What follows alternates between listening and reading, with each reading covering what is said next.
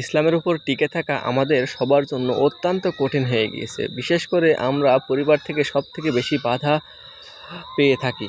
আমরা যারা ইসলাম মেনে চলার চেষ্টা করি বা ইসলামের সঠিক পদ্ধতি মেনে চলার চেষ্টা করি বা সঠিক ভালো পথে চলার চেষ্টা করি, দেখবেন যে অধিকাংশ কারণে অধিকাংশ ক্ষেত্রেই আপনাদের বাসা থেকে, বাড়ি থেকে, ফ্যামিলি থেকে আপনাদের যে বাধাটা এসে থাকে এটা প্রথমে এসে থাকে। তারপরে আসে অন্যান্য বাধা, অন্যান্য মানুষের কথা যে তুমি কিছু করতে পারোনি, তুমি এত সৎ পথে থাকার কী দরকার, একটু টাকা পয়সা ইনকাম করলে তো হয়, একটু বাড়ি গাড়ি করলে তো হয়, একটু ভালো খেলেই তো হয়।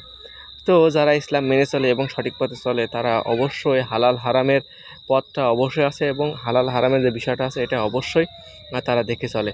তো আমাদের সবারই উচিত এটা করার, যদিও আমাদের দুনিয়াবি কিছু ক্ষতি হবে এবং আখিরাতে আমরা অবশ্যই লাভবান হবো ইনশাআল্লাহ। তো আমাদের সবাই এটাকে করা উচিত।